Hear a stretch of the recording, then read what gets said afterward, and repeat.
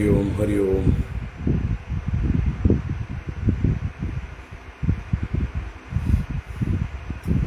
എല്ലാവർക്കും നമസ്കാരം.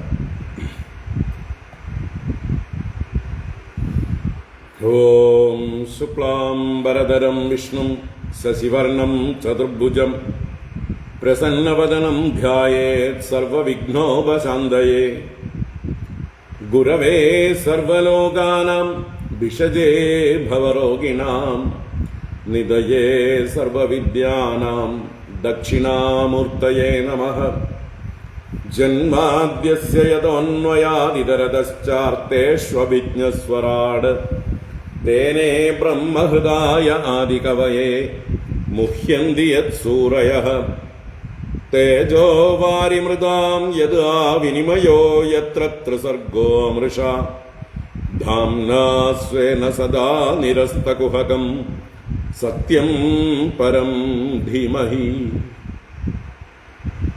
ധർമ്മഃ പ്രോജ്ജിതകൈതവോऽത്ര പരമോ നിർമ്മത്സരാണാം സതാം വേദ്യം വാസ്തവമത്ര വസ്തു ശിവദം താപത്രയോന്മൂലനം.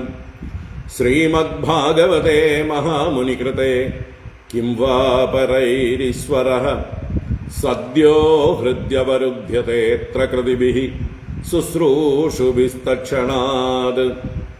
നിഗമകൽപതരോർഗളിതം ഫലം ശുഗമുഖാദമൃതദ്രവസംയുതം പിബത ഭാഗവതം രസമാലയം മുഹുരഹോ രസികാ ഭുവി ഭാവുകാഃ. നാരായണം നമസ്കൃത്യ നരം ചൈവ നരോത്തമം ദേവീം സരസ്വതീം വ്യാസം തതോ ജയമുദീരയേത്.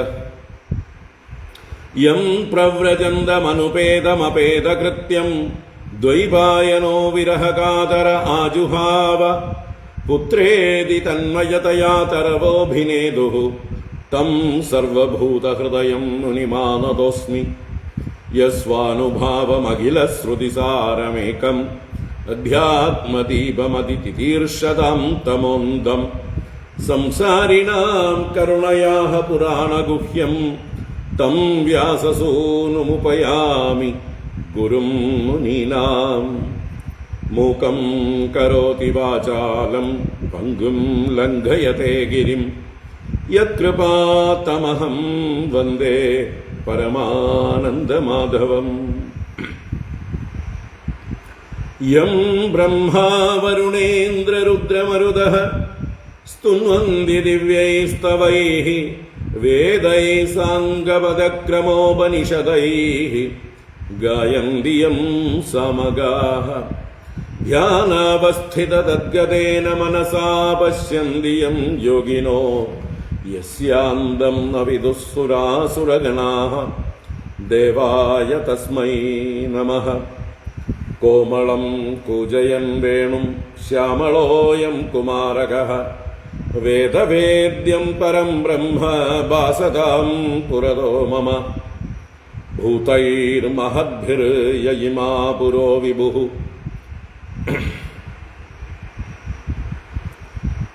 ഭൂതൈർമഹദ്ഭിർയയിമാ പുരോ വിഭുഃ നിർമായ ശേദേയതമൂഷു പൂരുഷഃ. ഭുങ്ക്തേ ഗുണാൻ ഷോഡശാത്മകഃ സോലങ്കൃഷീഷ്ട ഭഗവാൻ ഭജാംസി മേ. സച്ചിദാനന്ദരൂപായ വിശ്വോത്പത്യാദിഹേതവേ താപത്രയ വിനാശായ ശ്രീകൃഷ്ണായ വയം നുമഃ. കൃഷ്ണായ വാസുദേവായ ഹരയേ പരമാത്മനെ പ്രണതക്ലേശനാശായ ഗോവിന്ദായ നമോ നമഃ. കൃഷ്ണായ വാസുദേവായ ദേവകീനന്ദനായ ച നന്ദഗോപകുമാരായ ഗോവിന്ദായ നമോ നമഃ. നമഃ പങ്കജനാഭായ നമഃ പങ്കജമാലിനേ നമഃ പങ്കജനേത്രായ നമസ്തേ പങ്കജാംഗ്രയേ. പീതാംബരം കരവിരാജിത ശംഖചക്രകൗമോദഗീ സരസിജം കരുണാസമുദ്രം രാധാസഹായമതിസുന്ദരമന്ദഹാസം വാദാലയേശമനിശം ഹൃദി ഭാവയാമി. വാതാലയേ സമനിശം ഹൃദി ഭാവയാമി. ഓം നമോ ഭഗവതേ വാസുദേവായ. ഓം നമോ നാരായണായ. ഓം ശ്രീ ഗുരുവായൂരപ്പ ശരണം. ഓം നമഃ പരമഋഷിഭ്യോ നമഃ പരമഋഷിഭ്യഃ. ശ്രീ ഗുരുഭ്യോ നമഃ.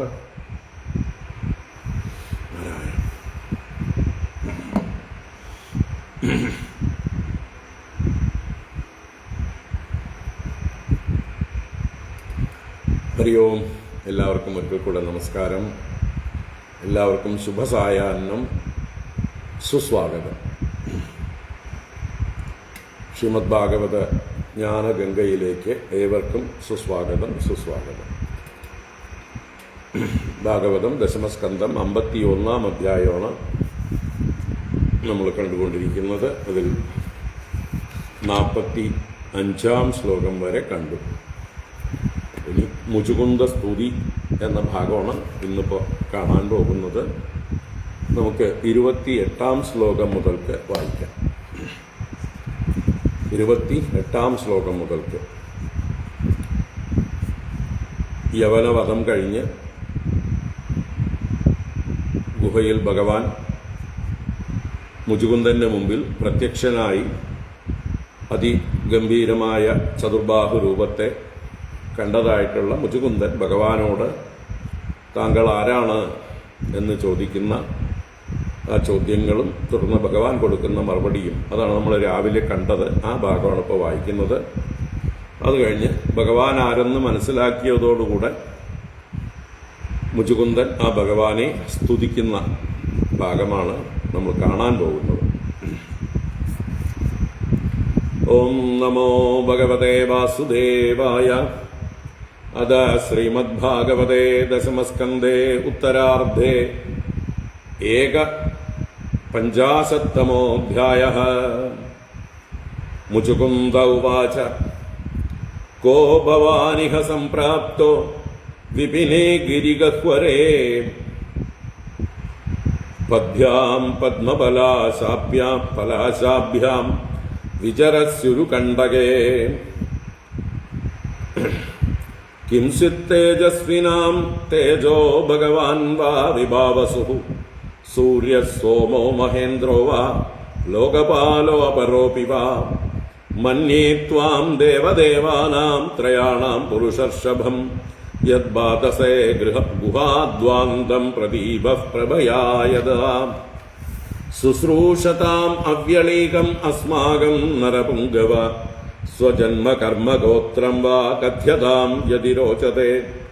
വയം തു പുരുഷവ്യാഗ്ര ഐക്ഷ്വാകാ ക്ഷത്രബന്ധവഃ. മുചുകുന്ദ ഇതി പ്രോക്തോ യൗവനാശ്വാത്മജഃ പ്രഭോ.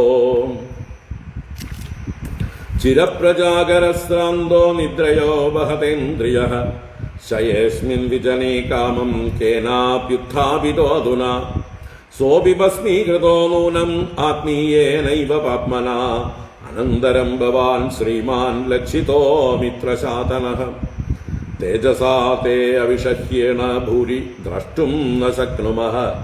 അതൗജസോ മഹാഭാഗ മാനനീയോസി ദേഹിനാം. ഏവം സംഭാഷിതോ രാജ്ഞാ ഭഗവാൻ ഭൂതഭാവനഃ. പ്രത്യാഹ പ്രഹസൻ വാണ്യാ മേഘനാദഗഭീരയാ. ശ്രീഭഗവാനുവാച. ജന്മകർമാഭിധാനാനി സന്തി മേംഗ സഹസ്രശഃ. ന ശക്യന്തെ അനുസംഖ്യാതും അനന്തത്വാദ് മയാഭിഃ. ക്വചിത് രജാംസി വിമമേ പാർത്ഥിവാന്യുരുജന്മഭിഃ. ഗുണകർമാഭിധാനാനി നമേ ജന്മാനി കർഹിചിത്. കാലത്രയോപപന്നാനി ജന്മകർമാണി മേ നൃപ. അനുക്രമന്തോ നൈവാന്തം ഗച്ഛന്തി പരമർഷയഃ. തഥാപി അദ്യതനാന്യംഗ ശൃണുഷ്വ ഗതതോ മമ. വിജ്ഞാപിതോ വിരിഞ്ചേന പുരാഹം ധർമ്മഗുപ്തയേ. ഭൂമേർഭാരായമാണാനാം അസുരാണാം ക്ഷയായ ച. അവതീർണോ യദുകുലേ ഗൃഹ ആനകദുന്ദുഭേഃ. വദന്തി വാസുദേവേതി വസുദേവസുതം ഹിമാം. കാലനേമിർഹത കംസഃ പ്രലംബാദ്യാശ്ച സദ്വിഷഃ അയം ച യവനോ ദഗ്ധോ രാജന്തെ തിഗ്മചക്ഷുഷാ സോഹം തവാനുഗ്രഹാർത്ഥം ഗുഹാമേതാമുപാഗതഃ പ്രാർത്ഥിതഃ പ്രചുരം പൂർവം ത്വയാഹം ഭക്തവത്സലഃ വരാൻ വൃണീഷ്വ രാജർഷേ സർവാൻ കാമാൻ ദദാമി തേ മാം പ്രപന്നോ ജനഃ കശ്ചിത് ന ഭൂയോർഹതി ശോചിതും. ശ്രീശുക ഉവാച ഇത്യുക്തസ്തം പ്രണമ്യാഹ മുചുകുന്ദോ മുദാന്വിതഃ ജ്ഞാത്വാ നാരായണം ദേവം ഗർഗവാക്യമനുസ്മരൻ.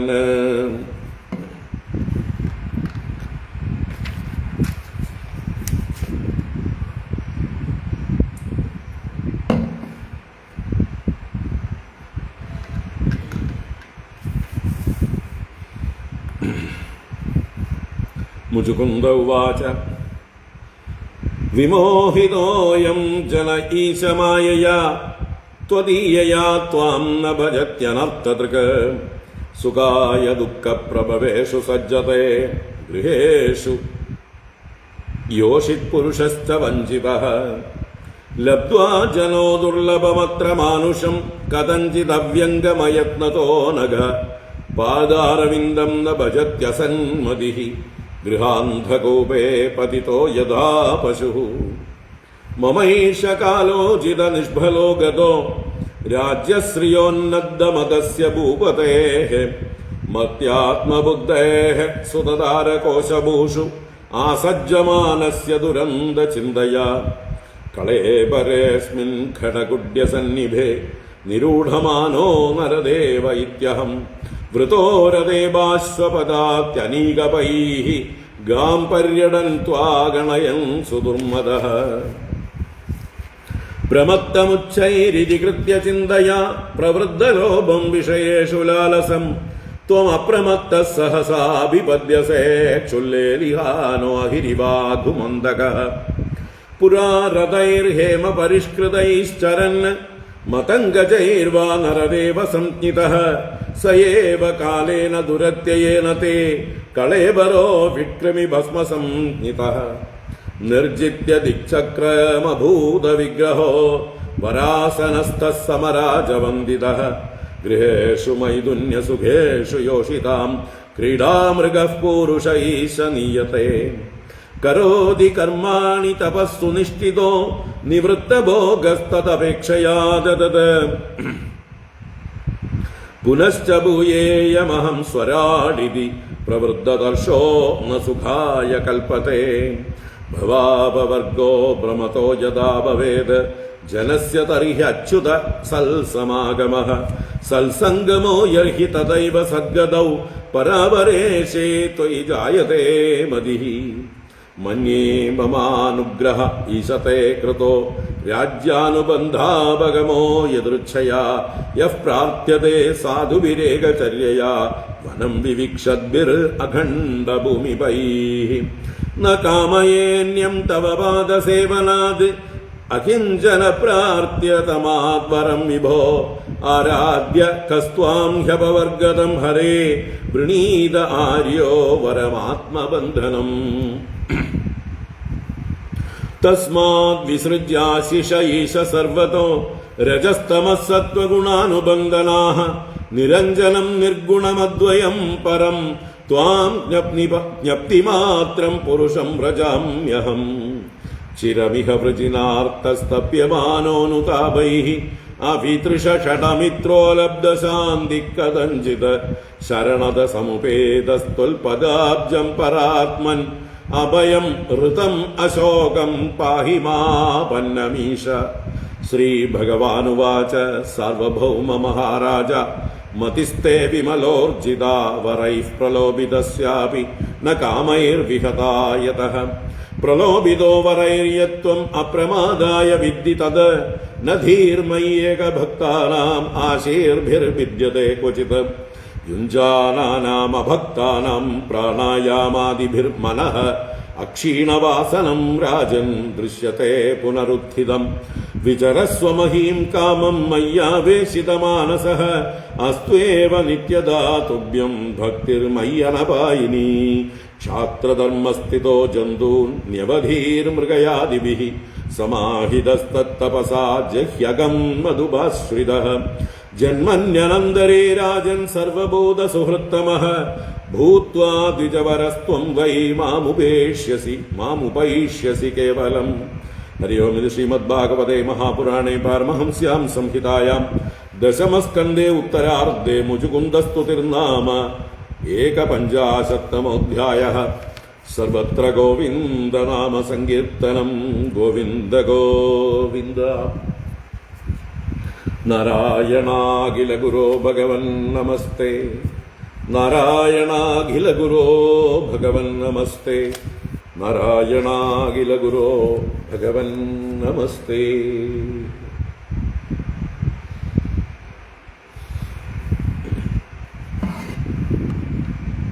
ഹരി ഓം. എല്ലാവർക്കും ഒരിക്കൽ കൂടെ നമസ്കാരം. എല്ലാവർക്കും ശുഭസായാഹ്നം. ഭാഗവത ജ്ഞാനഗംഗയിലേക്ക് സുസ്വാഗതം.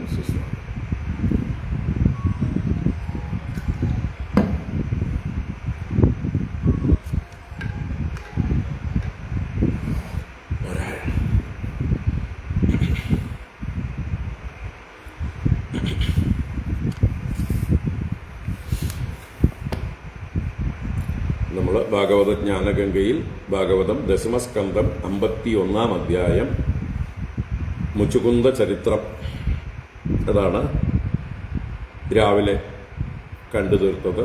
ഇനി മുചുകുന്ദന്റെ സ്തുതിയാണ് നമ്മൾ ഇപ്പൊ കാണാനിരിക്കുന്നത്. അപ്പോ മുചുകുന്ദൻ തന്നെ ഉണർത്തിയ പുരുഷനെ നോക്കിയതോടുകൂടി ആ പുരുഷൻ ദഹിച്ചുപോയി. അതേസമയം ഭഗവാൻ മുചുകുന്ദന്റെ മുമ്പിൽ ചതുർബാഹുവായി അതിമനോഹര രൂപത്തോടുകൂടെ പ്രസന്നവദനായി അനുഗ്രഹ ബുദ്ധിയോടുകൂടെ പ്രത്യക്ഷനായി എന്ന് ഭഗവാന്റെ ആ ഭാവത്തെ വർണ്ണിച്ചു. അത് കണ്ട മുചുകുന്ദൻ ഭഗവാനോട് ചോദിച്ചു, അങ്ങ് ആരാണ് ഈ വിപിനത്തിൽ ഏകാന്തനായി കോമളപാദങ്ങളെ കൊണ്ട് ഈ കണ്ടക ഭൂമിയിൽ സഞ്ചരിക്കുന്നത്? അങ്ങയെ കാണുമ്പോൾ എല്ലാ തേജസ്വികളുടെയും തേജസ് രൂപമെടുത്തതുപോലെയും സാക്ഷാൽ അഗ്നിദേവനോ സൂര്യദേവനോ മഹേന്ദ്രനോ ചന്ദ്രനോ എന്നൊക്കെ തോന്നിപ്പോകുന്നു. ലോകപാലന്മാരിൽ ആരെങ്കിലുമാണോ അങ്ങ് എന്നെല്ലാം ചോദിക്കുന്നു.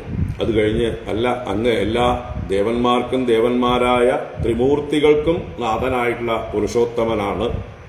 കാരണം അങ്ങയുടെ ആ ശരീരകാന്തി കൊണ്ട് ദീപത്താൽ ഇരുട്ട് എന്നതുപോലെ ഈ ഗുഹയിലെ അന്ധകാരം മുഴുവൻ നീങ്ങിപ്പോകുന്നു. അപ്പോ അങ്ങയെക്കുറിച്ച് കേൾക്കാൻ ആഗ്രഹിക്കുന്ന, യാതൊരു കാപട്യവുമില്ലാത്തതായിട്ടുള്ള എനിക്ക് അങ്ങയുടെ ജന്മം, കർമ്മം, ഗോത്രം മുതലായവയെക്കുറിച്ച് അങ്ങയ്ക്ക് വിരോധമില്ലെങ്കിൽ പറഞ്ഞു തരൂ. കഥ്യതാം യതി രോചതേ. സ്വയം പരിചയപ്പെടുത്തിയതിനു ശേഷം, ഞാനാകട്ടെ ആ ഇക്ഷ്വാകു വംശത്തിലെ ക്ഷത്രിയനായിട്ടുള്ള മുചുകുന്ദൻ എന്ന പേരിൽ അറിയപ്പെടുന്ന യൗവനാശ്വ ആത്മജനാണ്. യുവനാശ്വന്റെ പുത്രനായ മാന്ധാതാവിന്റെ പുത്രനാണ്. ഞാൻ കുറെ കാലം ദേവന്മാരെ സേവിച്ചപ്പോൾ ഉണർന്നിരുന്നതുകൊണ്ട് ഞാൻ ക്ഷീണിതനായി. അങ്ങനെ നിദ്ര കൊണ്ട് കീഴടക്കപ്പെട്ട ഇന്ദ്രിയങ്ങളോടുകൂടി ഇപ്പോഴാ വിജനദേശത്ത് ഞാൻ ശയിക്കുകയായിരുന്നു. അപ്പോൾ ഇതാ ആരോ എന്നെ പിടിച്ച് ഉണർത്തി വിട്ടു. അവനും അവന്റെ പാപം കൊണ്ട് സ്വയം നശിച്ചു ഭസ്മമായി തീർന്നു. അപ്പോഴാണതാ അങ്ങയെ എൻ്റെ മുമ്പിൽ കണ്ടുമുട്ടിയത്. അങ്ങയുടെ അതിതീക്ഷ്ണമായ തേജസ് എനിക്ക് സഹിക്കാനാവുന്നില്ല. ഞാൻ അധിക നേരം നോക്കാൻ കഴിയുന്നില്ല. അങ്ങ് തീർച്ചയായിട്ടും എല്ലാ ദേഹികൾക്കും മാനനീയനാണ്, പൂജ്യനാണ്. ഇങ്ങനെ ഭഗവാനെ പുകഴ്ത്തിക്കൊണ്ട് പ്രശംസിച്ചുകൊണ്ട് ഭഗവാൻ ആരെന്നറിയാനുള്ള ജിജ്ഞാസ പ്രകടിപ്പിച്ചു. ആ സമയത്ത് ഭഗവാൻ മേഘനാഥ ഗംഭീരയാ വാണ്യ പ്രഹസൻ പ്രത്യാഹ, ഇടിവെട്ട് പോലെയുള്ള ഗംഭീര ശബ്ദം കൊണ്ട്, നല്ല വാക്കുകളെ കൊണ്ട്, ചിരിച്ചുകൊണ്ട് അദ്ദേഹത്തോട് മറുപടി പറഞ്ഞു എന്ന് പറഞ്ഞു.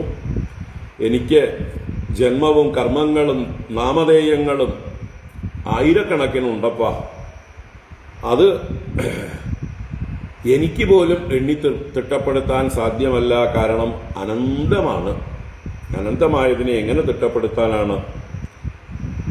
ഒരു പക്ഷേ ഭൂമിയിലുള്ള മൺതരികളെ മുഴുവൻ അനേക ജന്മങ്ങളെ കൊണ്ട് ആർക്കെങ്കിലും എണ്ണിത്തീർക്കാൻ കഴിഞ്ഞു എന്ന് വരും. പക്ഷേ എന്റെ ഗുണകർമ്മ അഭിദാനാനി ജന്മാനി മേ ന കർഹിച്ചിട്ട് ഒരിക്കലും ആർക്കും എണ്ണിത്തീർക്കാൻ സാധ്യമല്ല. എനിക്ക് 3 കാലങ്ങളിലും ധാരാളം ജന്മകർമ്മങ്ങൾ ഉണ്ടായിട്ടുണ്ട്. അതിനെ ഋഷിമാർ പരമർഷികൾ പോലും അനുക്രമിക്കാൻ ശ്രമിച്ച് അതിനെ എണ്ണിത്തിട്ടപ്പെടുത്താൻ ശ്രമിച്ച് നൈവാന്തം ഗച്ഛന്തി, അതിന്റെ അന്തത്തെ പ്രാപിക്കുന്നില്ല. എങ്കിലും എന്റെ ഇപ്പോഴത്തെ ഈ അവതാരത്തെക്കുറിച്ച്, ഈ ജന്മത്തെക്കുറിച്ച്, ഇപ്പോഴുള്ള കർമ്മങ്ങളെക്കുറിച്ച് ഞാൻ അങ്ങയുടെ ചോദ്യത്തിന് മറുപടി തരാം. പണ്ട് ബ്രഹ്മദേവൻ എന്നെ വന്ന് പാലാഴിയിൽ വന്ന് സ്തുതിച്ചു, അല്ലെങ്കിൽ ധർമ്മരക്ഷയ്ക്കായിക്കൊണ്ട് എന്നോട് ആവശ്യപ്പെട്ടു. ഭൂമിയുടെ ഭാരം ആയിരിക്കുന്ന അസുരന്മാരുടെ ക്ഷയത്തിനായിക്കൊണ്ടും അങ്ങനെ യദുകുലത്തിൽ ആനകദുന്ദുബിയുടെ ഭാര്യയിൽ ദേവകീ ദേവിയിൽ ഞാൻ അവതരിച്ചു. വസുദേവന്റെ പുത്രനായതുകൊണ്ട് എന്നെ വാസുദേവൻ എന്ന് എല്ലാവരും വിളിക്കുന്നു. വദന്തി വാസുദേവേതി വസുദേവസുതം ഹിമാം. അങ്ങനെ എന്റെ ഈ ജന്മത്തിൽ കാലനേമിയായ കംസൻ കൊല്ലപ്പെട്ടു. അതുപോലെ പ്രലംബൻ മുതലായിട്ടുള്ള അനേക അസുരന്മാർ, സത്തുക്കളെ ദ്വേഷിക്കുന്ന ദുഷ്ടജനങ്ങളെല്ലാം കൊല്ലപ്പെട്ടു. ഇപ്പതാ ഈ യവനനും അങ്ങയുടെ തീക്ഷ്ണമായ നോട്ടം കൊണ്ട് ദഹിച്ചുപോയി. ഇപ്പോൾ അങ്ങയെ അനുഗ്രഹിക്കാനായിക്കൊണ്ടാണ് ഈ ഗുഹയിലേക്ക് ഞാൻ വന്നു ചേർന്നിരിക്കുന്നത്.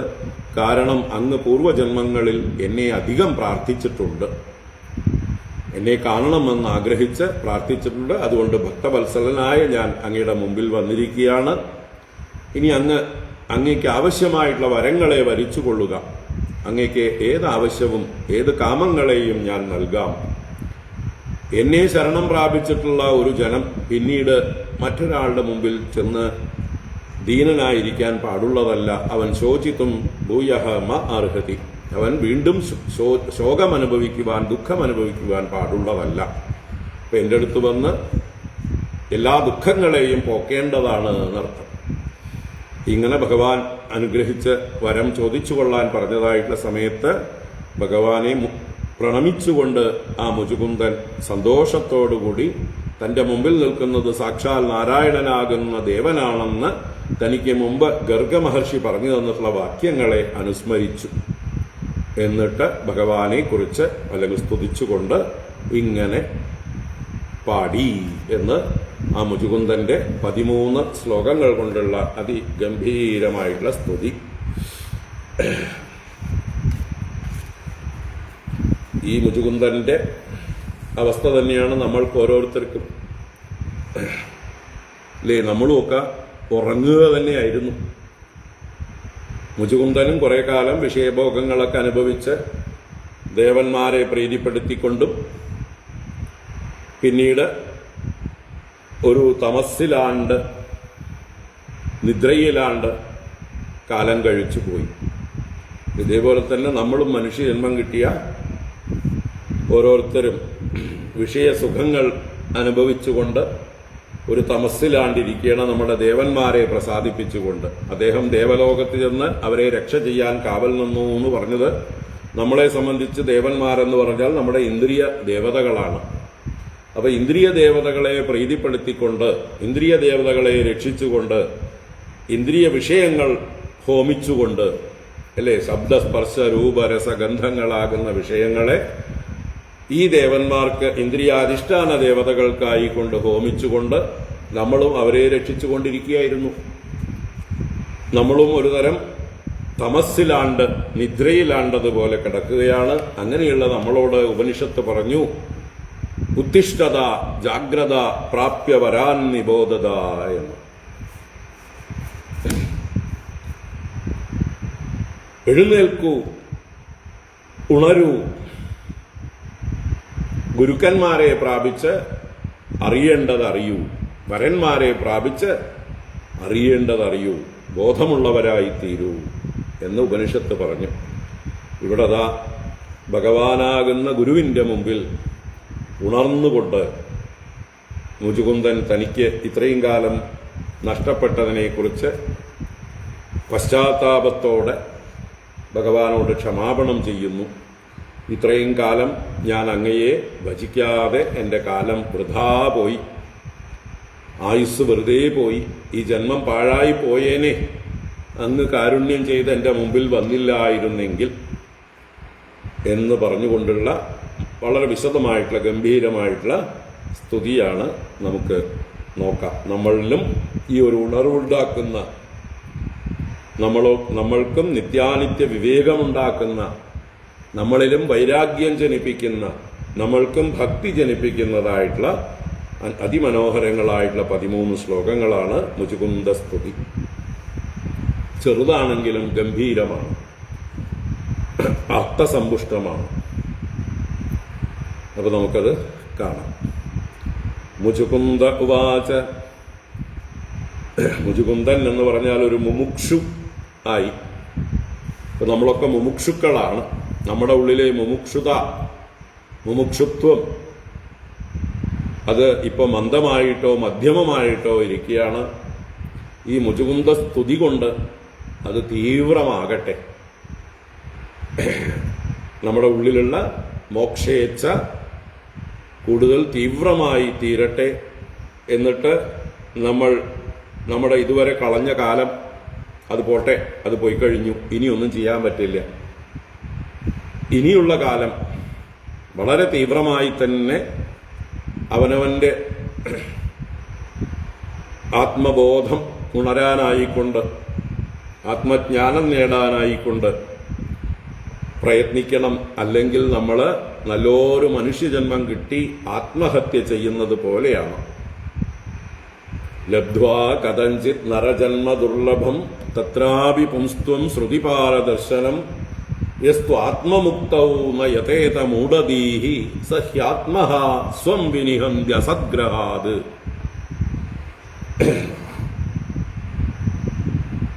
ആദിശങ്കര ഭഗവത്പാദര് വിവേക ചൂടാമണിയിൽ പറയുന്ന മനോഹരമായിട്ടൊരു ശ്ലോകമാണ്. ലബ്ധ്വാ കഥഞ്ചിത് നരജന്മ ദുർലഭം. ദുർലഭം നരജന്മ, ഈ മനുഷ്യജന്മം എത്രയോ ദുർലഭമാണ്. അത് കഥഞ്ചിത് ലബ്ധ്വ, എങ്ങനെയാ കിട്ടിയെന്ന് നമുക്കറിയില്ല. പൂർവജന്മാന്തര പുണ്യം കൊണ്ടാണോ, ഈശ്വര കാരുണ്യം കൊണ്ടാണോ, പ്രകൃതിയുടെ അനുഗ്രഹമാണോ, എന്താണെന്നൊന്നും അറിയില്ല. കഥഞ്ചിത് എങ്ങനെയോ ഒരു മനുഷ്യജന്മം നമുക്ക് വീണ് കിട്ടിയിരിക്കണ ഒരു ഗോൾഡൻ ഓപ്പർച്യൂണിറ്റി. ലബ്ധ്വാ കഥഞ്ചിത് നരജന്മ ദുർലഭം തത്രാപി പുംസ്ത്വം ശ്രുതിപാരദർശനം. ഈ മനുഷ്യജന്മത്തിലും എല്ലാവർക്കും ആ ഒരു സ്വതന്ത്ര ചിന്തയില്ല. പുംസ്ത്വം എന്നുള്ളത് പുരുഷത്വം എന്ന് പറയുന്നത് പൗരുഷമാണ്. പൗരുഷം എന്നുള്ളത് ഫ്രീ വില്ലിനെ സൂചിപ്പിക്കുന്നതാണ്. ഫ്രീ വിൽ എന്ന് പറഞ്ഞാൽ സ്വതന്ത്രമായി ചിന്തിക്കാനുള്ള കഴിവാണ്. മറ്റുള്ളവരുടെ അടിമകളായി അവർ കാണിക്കുന്ന പശുക്കളെ പോലെ ജീവിക്കാനല്ല. അല്ലേ? മുമ്പേ ഗമിച്ച് ഇടിന ഗോവുതന്റെ പിമ്പേ ഗമിക്കുന്ന ബഹുഗോക്കളിൽ ഒരു ഗോവായി തീരാനുള്ളതല്ല മനുഷ്യജന്മം. മനുഷ്യജന്മം പൗരുഷം പ്രകടിപ്പിക്കേണ്ടതാണ്. പൗരുഷം എന്ന് പറഞ്ഞാൽ ആ വിവേകം, അത് സ്വതന്ത്രമായി ഉപയോഗിക്കുക, സത്യാന്വേഷണം ചെയ്യുക, അതൊക്കെയാണ് പൗരുഷം. അപ്പോ തത്രാപി പുംസ്ത്വം, ചിന്തിക്കാനുള്ള സാമർഥ്യം, സ്വതന്ത്ര ചിന്തയ്ക്കുള്ള സത്യാന്വേഷണത്തിനുള്ള സാമർഥ്യവും ശ്രുതിപാരദർശനം, ഏതോ ഭാഗ്യം കൊണ്ട് വേദാന്തത്തിന്റെ ദർശനവും നമുക്ക് ലഭിച്ചു. അല്പമെങ്കിലും വേദാന്തങ്ങളൊക്കെ ശ്രവിക്കാനുള്ളതായിട്ടുള്ള ഭാഗ്യം ലഭിച്ചു. എന്നിട്ടും യസ്തു ആത്മമുക്തവും നയതേത, യഹത്തു ഏതൊരുവനാണോ ആത്മമുക്തിയിൽ യത്നം ചെയ്യാതിരിക്കുന്നത്, അവനവന്റെ മുക്തിക്കായി കൊണ്ട് പ്രയത്നം ചെയ്യാതിരിക്കുന്നത്, സഹി ആത്മഹ, അവൻ നിശ്ചയമായിട്ടും ആത്മഹന്താവാകുന്നു, അവൻ സ്വയം നശിപ്പിക്കുന്നവനാകുന്നു. സഹ്യാത്മഹ സ്വം വിനിഹന്തി അസദ്ഗ്രഹാത്, അവനവനെ തന്നെ അവൻ ഹനിക്കുന്നു, നന്നായി നശിപ്പിക്കുന്നു. എങ്ങനെ? അസദ്ഗ്രഹാത്, അസത്തായ ലോകവിഷയങ്ങളെ സത്യമെന്ന് കരുതി അത് നേടാനായിക്കൊണ്ട് അതിന്റെ പുറകെ പോയിക്കൊണ്ട്. അപ്പൊ ആത്മഹത്യ ചെയ്യുകയാണ് ഈ ലോകത്തിലുള്ള ഭൂരിപക്ഷം മനുഷ്യരും.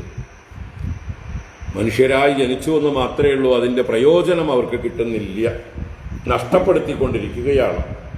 അതുകൊണ്ട് കൃപണന്മാരാണ് എല്ലാവരും എന്ന് ഉപനിഷത്ത് പറഞ്ഞു, അല്ലേ? യോവാ ഗാർഗി അക്ഷരം അവിദിത്വ അസ്മാത് ലോകാത് പ്രൈതി സയേവ കൃപണഃ. അല്ലയോ ഗാർഗി, ആരാണോ ഈ മനുഷ്യജന്മം കിട്ടി ഈ ലോകത്ത് വന്നിട്ട് അക്ഷരം അവിദിത്വ, നാശരഹിതമായ ആത്മാവിനെ അറിയാതെ, അസ്മാത് ലോകാത് പ്രയതി, ഈ ലോകത്തിൽ നിന്ന് പ്രയാണം ചെയ്യുന്നത്, കടന്നു പോകുന്നത്, സയേവ കൃപണഃ, അവൻ കൃപണനാകുന്നു, അവൻ ദയ അർഹിക്കുന്നു, കൃപ അർഹിക്കുന്നു, അവൻ ധനികനായിട്ടും പിശുക്കനായിരിക്കുന്നു, പിച്ചക്കാരനെ പോലെ ആയിരിക്കുന്നു എന്നൊക്കെ. അപ്പൊ ആ ആശയമാണ് ഇവിടെ മുചുകുന്ദ സ്തുതിയിൽ ആദ്യത്തെ ഒരു 8 ശ്ലോകങ്ങൾ ഗംഭീരമായിട്ട് അവതരിപ്പിക്കുന്നത്. അപ്പൊ ആശയം വ്യക്തമായല്ലോ. അപ്പൊ ഇനി ശ്ലോകങ്ങൾ നമുക്ക് ലളിതമായി, ഈ ഒരു ആശയം നമ്മുടെ ഉള്ളിലുണ്ടെങ്കിൽ ശ്ലോകങ്ങൾ വളരെ വ്യക്തമായി ലളിതമായി മനസ്സിലാക്കാം. നോക്കാം. മുചുകുന്ദ ഉവാച വിമോഹിതോയം ജനൈശമായയാ ത്വദീയയാ ത്വാം ന ഭജത്യനർത്ഥദൃക്ക് സുഖായ ദുഃഖപ്രഭവേഷു സജ്ജതേ ഗൃഹേഷു യോഷിത് പുരുഷശ്ച വഞ്ചിതഃ. മുചുകുന്ദ ഉവാച വിമോഹിതോയം ജന ഈശ മായയാ ത്വദീയയാ ത്വാം ന ഭജത്യനർത്ഥദൃക് സുഖായ ദുഃഖപ്രഭവേഷു സജ്ജതേ ഗൃഹേഷു യോഷിത് പുരുഷശ്ച വഞ്ചിതഃ. ഇവിടെ ഭഗവാനെ സംബോധന ചെയ്യുന്ന ഒന്നാമത്തെ വരിയിൽ ഈശ എന്നാണ്. എന്താ ഈശ? അല്ലയോ സർവനിയന്താവായിരിക്കുന്നവനെ, ഈശ്വരനായിരിക്കുന്നവനെ, പ്രപഞ്ചത്തിന്റെ സൃഷ്ടിസ്ഥിതി സംഹാരങ്ങളെ ലീലയായി ചെയ്യുന്നവനെ ഈശ. ഇവിടെ വിമോഹിതഃ അയം ജനഃ, അയം ജനഃ, ഈ ജനങ്ങൾ, ഈ ലോകത്തുള്ളതായിട്ടുള്ള ജനങ്ങൾ. ജനങ്ങൾ എന്ന് പറഞ്ഞാൽ എന്താ? ജനിച്ചവർ തന്നെയാണ്, ജന്മം കിട്ടിയ മനുഷ്യർ. അപ്പൊ ജനിച്ച മനുഷ്യരെല്ലാവരും അയം ജനഃ വിമോഹിതഃ. ജനഃ എന്നുള്ളത് ഏകവചന ശബ്ദമാണെങ്കിലും ബഹുവചന അർത്ഥമാണ്. ജനഃ എന്നുള്ളത് ഏകവചന ശബ്ദമാണ്, ജനലോകം എന്നർത്ഥം, ജനങ്ങൾ, മനുഷ്യർ എന്നർത്ഥം. അപ്പോൾ എല്ലാ ജനങ്ങളും വിമോഹിതഃ. വിമോഹിതഃ വിശേഷേണ മോഹിതഃ, നല്ലപോലെ മൗഢ്യം ബാധിച്ചിരിക്കുന്നു, മൂഢത ബാധിച്ചിരിക്കുന്നു. എന്തുകൊണ്ട്? ത്വദീയയാ മായയാ, അങ്ങയുടെ തന്നെ മായ കൊണ്ട്. ഭഗവാന്റെ മായ തന്നെയാണ് നമ്മളെയൊക്കെ മോഹിപ്പിക്കുന്നത്, അല്ലേ? ഭഗവാൻ തന്നെ ഗീതയിൽ പറയും, ദൈവീ ഹ്യേഷാ ഗുണമയീ മമ മായാ ദുരത്യയാ മാമേവ യേ പ്രപദ്യന്തേ മായാമേതാം തരന്തി തേ. എന്റെ ദൈവീമായ, ഏഷാ മായ, ഗുണമയീ മായ, ത്രിഗുണാത്മികാമായ. മൂന്ന് തരത്തിലാണ് അതിന്റെ പ്രഭാവം. സത്വം, രജസ്, തമസ് എന്നുള്ള ഗുണങ്ങളോടുകൂടി. അപ്പൊ ദുരത്യയാണ്, അതിനെ തരണം ചെയ്യാൻ പ്രയാസമേറിയതാണ്.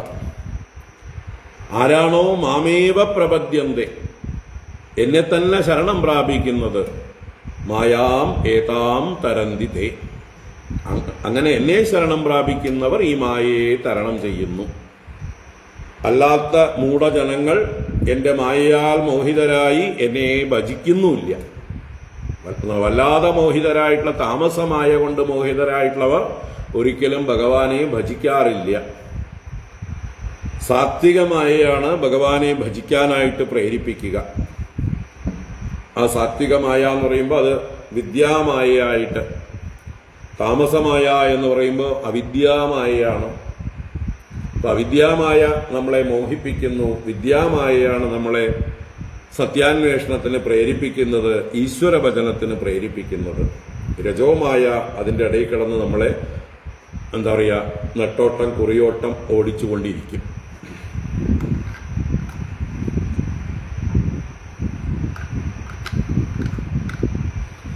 അപ്പൊ മായ എന്ന് പറഞ്ഞാൽ തന്നെ എന്താണ്? ഇല്ലാത്തതൊക്കെ ഉണ്ടെന്ന് തോന്നിക്കുക. അഘടിത ഘടന പടീയസീ മായ. ഈ ഒരു ശക്തിയാണ്, ഭഗവാന്റെ ഈ ഒരു ശക്തിക്ക് പേരാണ് മായ. അസത്തായതിനെയൊക്കെ സത്തെന്ന് തോന്നിക്കുക, സുഖമില്ലാത്ത വസ്തുക്കളൊക്കെ സുഖമുണ്ടെന്ന് തോന്നിക്കുക. ഇങ്ങനെ നമ്മളെ തെറ്റിദ്ധരിപ്പിക്കുന്ന ആ ശക്തിയാണ് മായയുടെ ആവരണ വിക്ഷേപ ശക്തികൾ. സത്യത്തെ മറയ്ക്കുക ആവരണ ശക്തി, ഇല്ലാത്ത അസത്യങ്ങളെ ആരോപിക്കുന്നത് വിക്ഷേപശക്തി. അപ്പൊ ഇങ്ങനെയുള്ള രണ്ട് ശക്തികളെ കൊണ്ട് ഈ മായ നമ്മളെ കിടന്ന് എന്താ പറയുക, വട്ടം കറക്കിക്കൊണ്ടിരിക്കുകയാണ് ഈ സംസാരത്തിൽ. അതാണ് ത്വദീയയാ മായയാ അയം ജനഃ വിമോഹിതഃ. അങ്ങയുടെ മായ കൊണ്ട് ഈ ലോകത്തിലുള്ള ആളുകളൊക്കെ മോഹിതരായിരിക്കുന്നു. അങ്ങ് ഈ നാമരൂപാത്മകമായ ഈ വൈവിധ്യം നിറഞ്ഞ ഈ പ്രപഞ്ചത്തെ സൃഷ്ടിച്ച് അതിന്റെ സത്യത്തെ മറച്ച് അത് സുഖമുള്ളതാണ്, അത് നിത്യമാണ് എന്നൊക്കെ ഭ്രമിപ്പിച്ചുകൊണ്ടിരിക്കുന്നു. വാസ്തവത്തിൽ എന്താണ് ഇതിന്റെ സ്വരൂപം? ഇത് അനിത്യമാണ്, അസുഖമാണ്. പക്ഷെ ജനങ്ങൾ ധരിക്കുന്നത് ഇത് നിത്യമാണ്, ഇത് സുഖം തരും. അപ്പൊ ഇത് തന്നെയാ മായയുടെ ശക്തി. അതാണ് ത്വദീയയാ മായയാ വിമോഹിതഃ അയം ലോകഃ അയം ജനഃ നത്വാം ഭജതി. ലോകഃ എന്നുള്ളത് ഏകവചനമായതുകൊണ്ട് ഭജതി എന്ന ഏകവചനം പ്രയോഗിച്ചു. ജനാഹ എന്ന് പറഞ്ഞാലോ ന ഭജന്തി, അങ്ങേ ഭജിക്കുന്നില്ല ഈ മായ കൊണ്ട് മോഹിതരായിട്ട്. അനർത്ഥദൃക്ക്, ഇവര് അനർത്ഥദൃഷ്ടികളാണ്, അനർത്ഥത്തിൽ അർത്ഥദൃഷ്ടികളാണ് എന്നർത്ഥം. പ്രയോജനമില്ലാത്ത കാര്യങ്ങളിലൊക്കെയാണ് അവരുടെ ദൃഷ്ടി. പരമാർത്ഥത്തെ അറിയാത്തവരാണ്, അർത്ഥം ദർശിക്കാത്തവർ അനർത്ഥദൃക്കുകൾ. അപ്പോൾ അർത്ഥം ന ദൃശ്യത്തെ ഇതി, അർത്ഥം ദർശിക്കുന്നവൻ അർത്ഥദൃക്ക്, അർത്ഥം കാണാത്തവൻ അനർത്ഥദൃക്ക്. എന്ന് വെച്ചാൽ അർത്ഥമെന്നാൽ പരമാർത്ഥം, യാഥാർത്ഥ്യം, ഉള്ള സത്യം വസ്തുത കാണാതെ അനർത്ഥദൃക്ക്. സുഖായ ദുഃഖപ്രഭവേഷു സജ്ജതേ. സുഖായ സുഖത്തിനായിക്കൊണ്ട് ദുഃഖപ്രഭവേഷു സജ്ജത, ദുഃഖമുത്ഭവിക്കുന്ന സ്ഥാനങ്ങളിൽ ഒട്ടുന്നു. അവിടെയാണ് സംഘം. അപ്പൊ സുഖമാണ് വേണ്ടത്, പക്ഷെ ഏത് കടയിലാ പോയത്? ദുഃഖത്തിന്റെ കടയിൽ പോയി സുഖം വാങ്ങാൻ പോയി, അല്ലേ? നിങ്ങൾക്ക് പൂജയ്ക്കുള്ള പൂക്കൾ വാങ്ങിക്കണം. നിങ്ങൾ പോയത് വല്ല മീൻ കടയിലോ ഇറച്ചിക്കടയിലോ ആണെങ്കിൽ എന്തായിരിക്കും കിട്ടുക? കിട്ടുമോ? അപ്പൊ പൂവാണെങ്കിൽ പൂക്കടയിൽ തന്നെ പോണം. ഏത് സാധനം വേണോ അത് ഉള്ളിടത്ത് പോണം. അപ്പൊ ഇവിടെ ഈ ലോകത്തിന്റെ സ്വഭാവം എന്താണ്? ദുഃഖപ്രഭവ കേന്ദ്രങ്ങളാണ്. ദുഃഖയോനയേവതേ നതേഷു രമതേ ബുധഃ. ഈ വിഷയങ്ങളെല്ലാം തന്നെ ദുഃഖയോനികളായതുകൊണ്ട് ബുദ്ധിമാന്മാർ ഇതിലൊന്നും രമിക്കുന്നില്ല, ഇതിന്റെ പുറകെ പോകുന്നില്ല. എന്നാൽ മൂഢജനങ്ങൾ മോഹിതരായിട്ട് ദുഃഖപ്രഭവേഷു സുഖായ സജ്ജത, ഇതിലൊക്കെ സുഖം കിട്ടും എന്ന് പറഞ്ഞ് ഒട്ടിപ്പിടിച്ചിരിക്കുന്നു. ഈ എന്താണ് ഈ ദുഃഖപ്രഭവങ്ങളായിട്ടുള്ള സ്ഥാനങ്ങൾ? ഗൃഹേഷു. ഗൃഹങ്ങൾ ദുഃഖപ്രഭവ കേന്ദ്രങ്ങളാണ്. ദുഃഖപ്രഭവേഷു ഗൃഹേഷു. പ്രഹ്ലാദൻ പറഞ്ഞത് ഓർക്കുക, മറ്റേ ഹിരണ്യകശിപുവിന് കൊടുത്ത ഉപദേശം അല്ലേ? ആ ഗൃഹമന്ദകൂപം തെക്വാ വനംഗതോ യത് ഹരിമാശ്രയേത. പൊട്ടക്കിണറാണ് ഈ ഗൃഹം എന്ന് പറയുന്നത്. അന്ധകൂപം, ആഴം കാണാതെ, അന്തം കാണാതെ അഗാധ ഗർത്തമാണ് ഈ ഗൃഹം എന്ന് പറയുന്നത്. അങ്ങനെയുള്ള അന്ധകൂപം ഗൃഹം തെക്വാ വനംഗതോ യത് ഹരിം ആശ്രയേത.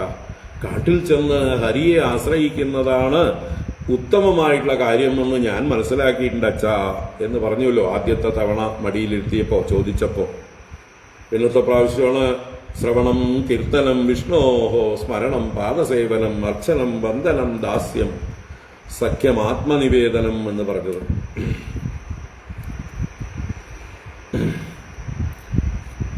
അപ്പോ ഇതെന്താണ്? ദുഃഖപ്രഭവമാണ് ഗൃഹങ്ങൾ.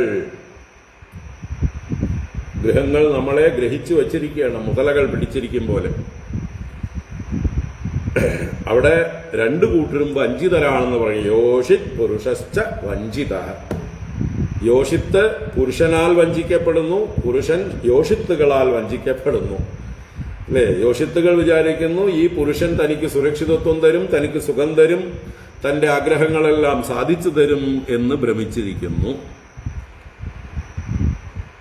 ഇത് വെറും വിവാഹത്തിന് മുമ്പുള്ള മോഹം മാത്രമാണെന്ന് വിവാഹം കഴിഞ്ഞ് കുറച്ചു കാലം കഴിയുമ്പോൾ മനസ്സിലാവും, അല്ലേ?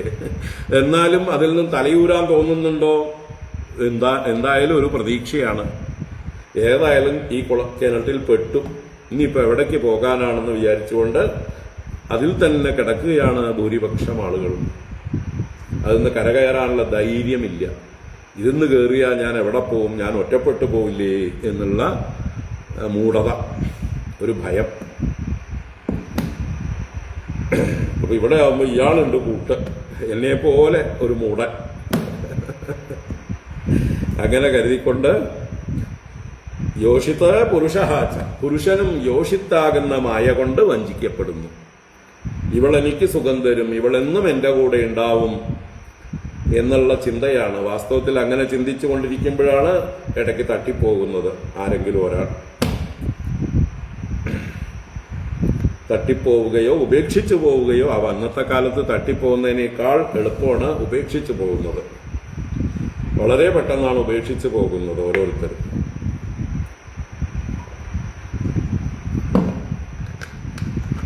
അപ്പൊ ഇതൊരു പൊട്ടക്കിണറാണ്. അനിത്യം അസുഖം ലോകം എന്നറിയാതെ വഞ്ചിതരായി, മോഹിതരായി ഈ മായാസമുദ്രത്തിൽ കിടന്ന്, ദുഃഖപ്രഭവങ്ങളായ ഗൃഹങ്ങളിൽ കിടന്ന് സത്യം ദർശിക്കാതെ മൂഢരായി സുഖമന്വേഷിച്ചു കൊണ്ടിരിക്കുന്നു. സുഖമില്ലാത്തിടത്ത് സുഖത്തെ അന്വേഷിക്കുന്നു, ദുഃഖപ്രഭവ കേന്ദ്രങ്ങളിൽ സുഖത്തെ അന്വേഷിക്കുന്നു. വളരെ മനോഹരമായിട്ടുള്ള ഒരു ശ്ലോകം, ഒരു ഇൻട്രൊഡക്ഷൻ, അല്ലേ? നമ്മുടെയൊക്കെ അവസ്ഥയാണ്, ലോകത്തിലുള്ള ഭൂരിപക്ഷം ആളുകളുടെയും അവസ്ഥയാണ്. വിമോഹിതോയം ജനൈശമായയാ ത്വദീയയാ ത്വാം ന ഭജത്യനർത്ഥദൃകം സുഖായ ദുഃഖപ്രഭവേഷു സജ്ജതേ ഗൃഹേഷു യോഷിത് പുരുഷശ്ച വഞ്ചിതഃ ലബ്ധ്വാ ജനോ ദുർലഭമത്ര മാനുഷം കദഞ്ചിദവ്യംഗമയത്നതോ നഘ പാദാരവിന്ദം ന ഭജത്യസന്മതിഃ ഗൃഹാന്തകൂപേ പതിതോ യഥാ പശുഃ. ലബ്ധ്വാ ജനോ ദുർലഭമത്ര മാനുഷം കദഞ്ചിദവ്യംഗമയത്നതോ അനഘ പാദാരവിന്ദം ന ഭജത്യസന്മതിഃ ഗൃഹാന്തകൂപേ പതിതോ യഥാ പശുഃ. വിവേക ചൂടാമണിയിൽ നിന്ന് പറഞ്ഞ ലബ്ധ്വാ കഥഞ്ചിത് നരജന്മ ദുർലഭം, അതേ ആശയം തന്നെയാണ്. അതേപോലെ തന്നെ ആദ്യത്തെ വരി, ലബ്ധ്വാ ജനോ ദുർലഭമത്ര മാനുഷം കഥഞ്ചിത്, അവിടെയും കഥഞ്ചിത് പ്രയോഗിച്ചു. കഥഞ്ചിത് എങ്ങനെയെന്നറിയില്ല, ഏതോ പ്രകാരത്തിൽ, ഏതോ പുണ്യം കൊണ്ട്, ഏതോ ഭാഗ്യം കൊണ്ട്, ഈശ്വര കാരുണ്യം കൊണ്ട് എന്നൊക്കെ പറയാം. എങ്ങനെയോ ജനഃ അത്ര ദുർലഭം അവ്യംഗം മാനുഷം ജന്മ കഥഞ്ചിത് ലബ്ധ്വാ തതഃ കഥഞ്ചിത് ലബ്ധ്വാ. അപ്പോ മുമ്പേ പറഞ്ഞ ജനങ്ങൾ, അത്ര ഈ ഭൂമിയിൽ ദുർലഭം, വളരെ ദുർലഭമാണ് മനുഷ്യജന്മം എന്നുള്ളത്. കാരണം ഈ ലോകത്തില് എത്രയോ കോടി യോനികളുണ്ട്, എത്രയോ ജീവജാലങ്ങളുണ്ട്, സ്ഥാവരങ്ങളുണ്ട്, വൃക്ഷാദികളുണ്ട്, ജലജന്തുക്കളുണ്ട്, ഇഴജന്തുക്കളുണ്ട്, ഏകകോശ ജീവി മുതൽ വലിയ തിമിംഗിലങ്ങൾ വരെ. അപ്പൊ അതിലൊക്കെ എത്രയോ വ്യത്യാസങ്ങളുണ്ട് ഈ യോനികളിലൊക്കെ തന്നെ. അതിലൊന്നും പെടാതെ, ആ കുഴികളിലൊന്നും പെടാതെ രക്ഷപ്പെട്ടിട്ടാണ് അതിദുർലഭമായിരിക്കുന്ന ഈ മാനുഷം ജന്മ. അതുകൊണ്ട് ആ മാനുഷത്തെ വിശേഷിപ്പിച്ചു എന്ന് പറഞ്ഞാൽ ഇവിടെ അവ്യംഗം എന്ന് പറയുന്നുണ്ട്. അവ്യംഗം, അതാണ് മാനുഷ്യജന്മത്തിന്റെ മഹത്വം. വ്യംഗം എന്ന് പറഞ്ഞാൽ വിഗതമായ അംഗത്തോട് കൂടിയത്. അംഗം അവയവങ്ങൾ, അത് വി ചേർത്താൽ വിഗതം. അപ്പൊ പല ജന്തുക്കൾക്കും പല അവയവങ്ങളും ഇല്ല. എല്ലാ അവയവങ്ങളും തികഞ്ഞത് മനുഷ്യനാണ്. അതുകൊണ്ട് അവന് വ്യംഗമല്ലാത്തത് അവ്യംഗം. എന്ന വ്യംഗം ഇതി അവ്യംഗം, ഒരു കുറവുമില്ലാത്തത്, പരിപൂർണമായത് എന്നർത്ഥം. എല്ലാ അവയവങ്ങളും സൗഷ്ഠവം പ്രാപിച്ചത്. മറ്റ് ജന്തുക്കൾക്കൊക്കെ ഏതെങ്കിലും ഇന്ദ്രിയങ്ങൾ പൂർണ്ണ വളർച്ചയെത്തിയിട്ടുണ്ടാവില്ല.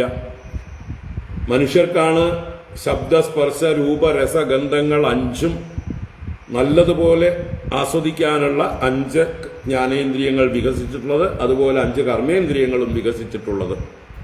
മറ്റു ജന്തുക്കൾക്ക് എന്തായാലും സംസാരിക്കാനുള്ള നാവ് എന്നുള്ളതായിട്ടുള്ള കാര്യം നമ്മളെപ്പോലെ വികസിച്ചിട്ടില്ല. അവർ തമ്മിൽ കമ്മ്യൂണിക്കേറ്റ് ഉണ്ടാവും. അതുപോലെ കരങ്ങളും മനുഷ്യരെ പോലെ വികസിച്ചതല്ല മറ്റൊരു ജന്തുവിനും. പാദങ്ങളും പ്രത്യുൽപാദനേന്ദ്രിയവും വിസർജനേന്ദ്രിയവും ഒക്കെ എല്ലാവർക്കും സമാനം. പാദങ്ങളില്ലാത്ത ജന്തുക്കൾ ഇഷ്ടം പോലെ ഉണ്ട്. അപ്പൊ ഇങ്ങനെ, എന്നാൽ അതിലും വെച്ച് വിശേഷമായിട്ടുള്ള അവയവങ്ങളാണ് മനസ്സ്, ബുദ്ധി മുതലായത്. അന്തരംഗങ്ങൾ, ഉള്ളിലുള്ള അംഗങ്ങൾ. ആ അംഗങ്ങൾ മറ്റു ജന്തുക്കൾക്ക് വേണ്ട പോലെ പൂർണ്ണത എത്തിയിട്ടില്ല. അതുകൊണ്ട് മറ്റു ജന്തുക്കളുടെ ജന്മം വ്യംഗം, മനുഷ്യജന്മം അവ്യംഗം. അതാണ് കഥഞ്ചിത് അവ്യംഗം. അവ്യംഗം ദുർലഭം മാനുഷം ജന്മലബ്ധ്വ. അതും അയത്നത എന്ന് പറയുന്നുണ്ട്. അയത്നത, എളുപ്പത്തിൽ ലഭിച്ചിരിക്കണു. എന്തോ ഈശ്വര കാരുണ്യം കൊണ്ട് എന്ന് പറയാം, യത്നരഹിതമായിട്ട് നമുക്ക് ലഭിച്ചിരിക്കുന്നു. അത് കിട്ടിയിട്ടും ഹേ അനഘ, അല്ലയോ പാപരഹിതനായ മുചുകുന്ദ രാജാവെ കേൾക്കൂ. അസന്മതിഹി, അസദ്ബുദ്ധിയായിട്ടുള്ള, അസത്തിൽ സത്യത്വ ബുദ്ധിയോട് കൂടിയവൻ, അനിത്യവസ്തുക്കളിൽ നിത്യത്വ ബുദ്ധിയോട് കൂടിയവൻ, അനാത്മാക്കളിൽ ആത്മബുദ്ധിയോട് കൂടിയവൻ. അസന്മതി, അസത്മതിയായിട്ടുള്ളവൻ. യഥാ പശു, ഒരു മൃഗത്തെ പോലെ, പശുവിനെ പോലെ, ഗൃഹാന്തകൂപേ പതിത, ഗൃഹമാകുന്ന പൊട്ടക്കിണറ്റിൽ പതിച്ചു കിടക്കുകയാണ്. പാദാരവിന്ദം നഭജതി. ഈ പൊട്ടക്കിണറ്റിൽ നിന്ന് കരകയറാൻ എന്താ വേണ്ടത്? ഭഗവാന്റെ പാദാരവിന്ദത്തെ ഭജിക്കുകയാണ് വേണ്ടത്. സംസാരസാഗരേ മഗ്നം ദീനം മാം കരുണാനിധേ കർമ്മഗ്രാഹഗൃഹീതാംഗം സമുദ്രഭവാർണവാത്. അല്ലേ എന്ന് പറഞ്ഞ് കരയണം. ഭഗവാന്റെ പാദാരവിന്ദത്തെ ഭജിക്കണം രക്ഷപ്പെടാനായിക്കൊണ്ട്. ഭഗവാൻ തന്നെ വന്ന് കൈതരണം. ഭഗവാൻ തന്നെ ഗുരുവിന്റെ രൂപത്തിൽ വന്ന് നമുക്ക് കൈതന്ന് ഈ പൊട്ടക്കിണറ്റിൽ നിന്ന് നമ്മളെ കരകയറ്റും. അപ്പോ പശുക്കളെ പോലെ, മൃഗങ്ങളെ പോലെ ഈ പൊട്ടക്കിണറ്റിൽ, ഗൃഹമാകുന്ന പൊട്ടക്കിണറ്റിൽ പതിച്ച് ഭഗവാനെ ഭജിക്കാതിരിക്കുന്നു. അങ്ങനെയുള്ളവരാരാണ്? അവർ ആത്മഹന്താക്കളാണ് എന്ന് ഞാൻ മുമ്പേ പറഞ്ഞ ആശയം. സഹി ആത്മഹ സ്വം വിനിഹന്തി അസന്മതി അസദ്ഗ്രഹാത് ലബ്ധ്വാ ജനോ ദുർലഭമത്ര മാനുഷം കഥഞ്ചിദവ്യംഗമയത്നതോ നഘ പാദാരവിന്ദം ന ഭജത്യസന്മതി ഗൃഹാന്തകൂപേ പതിതോ യഥാ പശുഃ. ഇത്രയും എന്താ പറയുക പ്രിവിലേജസ് ഒക്കെ ഉള്ളതാണ് മനുഷ്യജന്മം. അത് കിട്ടി വെറും പശുക്കളെ പോലെ ഈ ജന്മത്തെ പാഴാക്കുകയാണെങ്കിൽ ഇവന് ജന്മത്തിന് അർഹതയില്ല എന്നർത്ഥം. ഇനിയൊരു മനുഷ്യജന്മം അവന് അടുത്ത കാലത്തൊന്നും കിട്ടാനുള്ള യോഗ്യതയില്ല. കാരണം കിട്ടിയതിനെ അവൻ വിലയറിയാതെ നശിപ്പിക്കുന്നു. അപ്പൊ ശൂന്യനായ ഒരു മൃഗത്തെ പോലെ അല്ലെ, ഈ പശുക്കളൊക്കെ പുല്ല് നിന്ന് നടക്കുമ്പോഴാണ് പുല്ല് നല്ലോണം വളർന്ന പൊട്ടക്കിണറുകൾ ഉണ്ടാവും. ആൾമറയൊന്നും ഇല്ലാത്ത പൊട്ടക്കിണറിൽ നല്ലോണം പുല്ല് വളർന്നുണ്ടാവും. ആ പുല്ലിനെ കടിച്ച് എവിടെ പോയി വീഴും? ഈ കിണറ്റിന്റെ ഉള്ളിലേക്ക് വീഴും. ഇതുപോലെയാണ് ഈ വിഷയസുഖങ്ങളിൽ ഭ്രമിച്ചുകൊണ്ട് മനുഷ്യൻ ഈ ഗൃഹമാകുന്ന പൊട്ടക്കിണറ്റിൽ പോയി വീണ് കിടക്കുന്നത്. രക്ഷപ്പെടാൻ നോക്കുന്നില്ല, ഭഗവാനെ ഭജിക്കുന്നില്ല. ബാലസ്താവത് ക്രീഡാസക്തഃ തരുണസ്താവത് തരുണീസക്തഃ വൃദ്ധസ്താവത് ചിന്താസക്തഃ പരമേ ബ്രഹ്മണി കോപി ന സക്തഃ. ഇതാണ് ഇന്നത്തെ ഭൂരിപക്ഷം ജനങ്ങളുടെയും അവസ്ഥ. മമൈഷകാലോചിത നിഷ്ഫലോഗതോ രാജ്യശ്രിയോന്നദ്ധമദസ്യ ഭൂപതേഃ മർത്യാത്മബുദ്ധേഃ സുതതാരകോശഭൂഷു ആസജ്ജമാനസ്യ ദുരന്തചിന്തയാ. മമേഷകാലോചിത നിഷ്ഫലോഗതോ രാജ്യശ്രിയോന്നദ്ധമദസ്യ ഭൂപതേഃ മർത്യാത്മബുദ്ധേഃ സുതതാരകോശഭൂഷു ആസജ്ജമാനസ്യ ദുരന്തചിന്തയാ. അപ്പൊ മൊത്തത്തിൽ സാമാന്യ ജനങ്ങളെ കുറിച്ച് 2 ശ്ലോകത്തിൽ പറഞ്ഞിട്ട് താനും ആ കൂട്ടത്തിൽ പെട്ടുകിടക്കുകയാണ് എന്ന് പറയണം. ഞാൻ ഇതിൽ നിന്ന് വ്യത്യസ്തനല്ല, ഈ ജനങ്ങളുടെ കൂട്ടത്തിൽ ഈയുള്ളവനും പെട്ടുകിടക്കുന്നു. അതാണ് മമ ഏഷകാലഃ അജിത നിഷ്ഫലോഗതഃ. ഹേ അജിത, ആരാലും ജയിക്കപ്പെടാതിരിക്കുന്ന, ആരാലും തത്വമറിയാൻ പ്രയാസമായിരിക്കുന്ന, അല്ലേ, ബുദ്ധി കൊണ്ടോ വാക്കുകൊണ്ടോ മനസ്സുകൊണ്ടോ ഒന്നും ഗ്രഹിക്കാൻ പറ്റാത്തവനാണ് അജിതൻ. യതോ വാചോ നിവർത്തന്തേ അപ്രാപ്യ മനസാ സഹ. ഏതൊരുവനെ ബുദ്ധി കൊണ്ട് ജയിക്കാനാവില്ല, മനസ്സുകൊണ്ട് ജയിക്കാനാവില്ല, വാക്കുകൊണ്ട് ജയിക്കാനാവില്ല. അതുകൊണ്ട് ഭഗവാൻ അജിതൻ, അനന്തൻ എന്നർത്ഥം.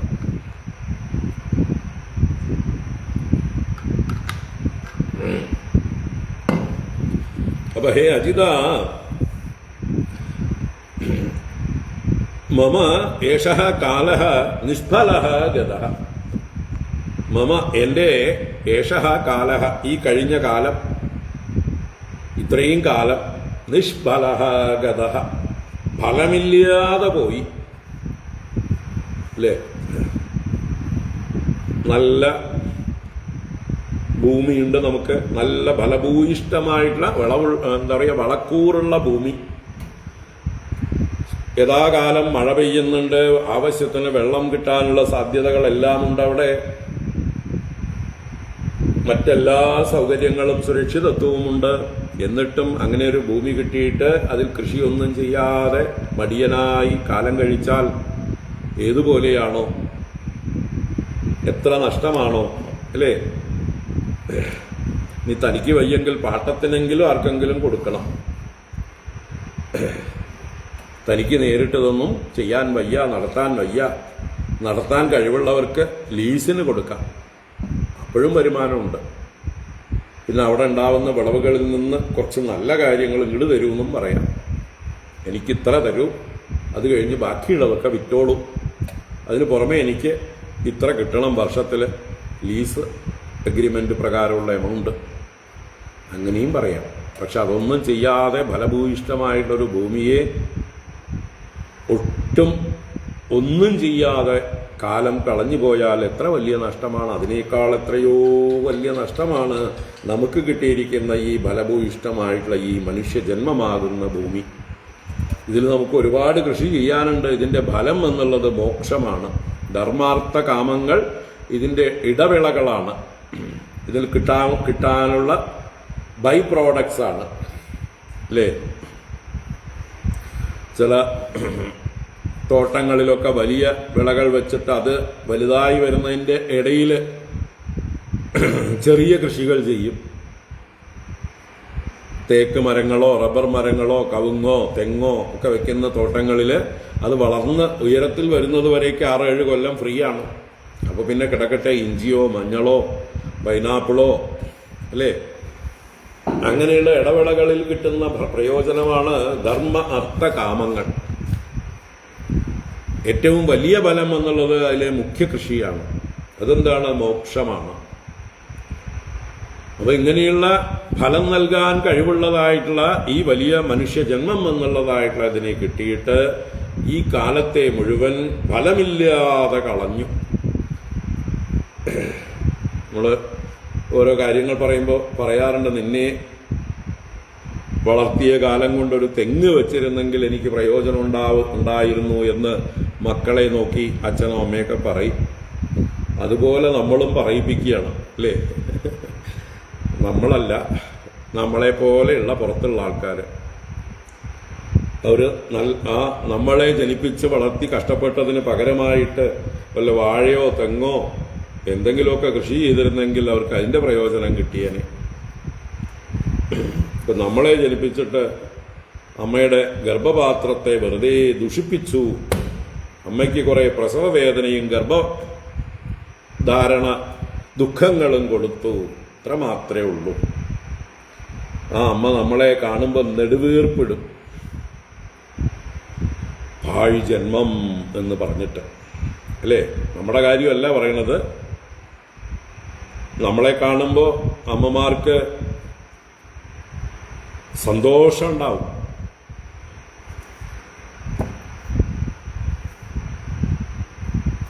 ധന്യതയുണ്ടാവും. ആവും അല്ലേ? 4-5 പ്രസവിച്ചു, അതിൽ 1-2 എങ്കിലും നന്നായി പോയല്ലോ, ഭഗവാന്റെ കാര്യത്തിലേക്ക് സമർപ്പിതരായിട്ടുണ്ടല്ലോ എന്ന് പറഞ്ഞ് സന്തോഷിക്കും. മറ്റുള്ളവരെ കൊണ്ടൊക്കെ അവർക്ക് വീണ്ടും ദുഃഖം തന്നെ. ഈ മാർഗത്തിൽ, ഈ ആത്മീയ മാർഗത്തിൽ ചിന്തിക്കാതെ പ്രവർത്തിക്കാതിരിക്കുന്നതായിട്ടുള്ള മക്കളെ കൊണ്ട്, ലൗകികന്മാരായ മക്കളെ കൊണ്ട് അച്ഛനമ്മമാർക്ക് എന്നും ദുഃഖം മാത്രമേ ഉണ്ടാവുള്ളൂ. അവരെത്ര വലുതായാലും ശരി, അപ്പോഴും ദുഃഖം തന്നെ. അതുകൊണ്ട് കൗമാരേ ആചരേത് പ്രാജ്ഞോ ധർമാൻ ഭാഗവതാനിഹ, പ്രഹ്ലാദൻ പറഞ്ഞു. ചെറുപ്രായത്തിൽ തന്നെ മക്കളെയൊക്കെ ഈ ഭാഗവത ധർമ്മ മാർഗത്തിലേക്ക് ആചരിപ്പിക്കാൻ പ്രേരിപ്പിക്കണം.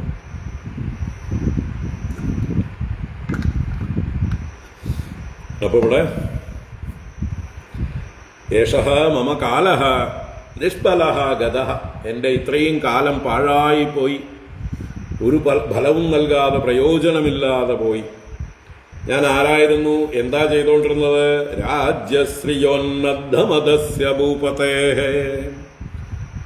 ഞാൻ ഭൂപതിയായിരുന്നു, ഭൂമിയുടെ പതിയായിരുന്നു. ആ ഭൂപതേഹേ മമ, ഭൂപതിയായ എൻ്റെ. എങ്ങനെയുള്ളവനായിരുന്നു ഞാൻ? രാജ്യശ്രിയാ ഉന്നദ്ധമതസ്യ, എൻ്റെ രാജ്യ ഐശ്വര്യങ്ങളെ കൊണ്ട് വർദ്ധിച്ച, ഉന്നദ്ധം അതിരില്ലാതെ വർദ്ധിച്ചതായിട്ടുള്ള മതം, ഗർവം, അഹങ്കാരം. അപ്പൊ അങ്ങനെയുള്ള അഭിമാനത്തോടുകൂടി അഹങ്കാരത്തോടുകൂടി എൻ്റെ കാലം കഴിഞ്ഞു, ഞാൻ രാജാവാണ്, ഞാൻ ആരാ മോൻ എന്ന് പറഞ്ഞുകൊണ്ട് അഹങ്കാരിയായി എൻ്റെ കാലം നിഷ്ഫലമായി കഴിഞ്ഞു. ആ രാജാവായിരുന്ന എനിക്കിപ്പോൾ വല്ലതും ബാക്കിയുണ്ടോ? എന്നോട് ബന്ധപ്പെട്ട ആരെങ്കിലും ഇപ്പൊ ശേഷിക്കുന്നുണ്ടോ? ഒന്നുമില്ല. എന്നെ ആർക്കും അറിയുക പോലുമില്ല. അപ്പോ മർത്യാത്മബുദ്ധേഃ സുതദാരകോശഭൂഷു ആസജ്ജമാനസ്യ ദുരന്ത ചിന്തയാ, മർത്യാത്മബുദ്ധേഃ മമ, മർത്യത്തിൽ ആത്മബുദ്ധി. മർത്യം മരണശീലമുള്ളത്. എന്താ മരണശീലമുള്ളത്? നമ്മുടെ ശരീരാദികൾ തന്നെ. ഇതാണ് മർത്യം, മരണം സ്വഭാവമായിട്ടുള്ളത്, നശിച്ചു പോകുന്നത്. പെരിഷബിൾ. ജാതസ്യ ഹി ധ്രുവോ മൃത്യുഃ ജനിച്ചത് ഈ ശരീരമാണ്, ഇതിന് മരണം ഉറപ്പാണ്, ഇത് പെരിഷബിളാണ്.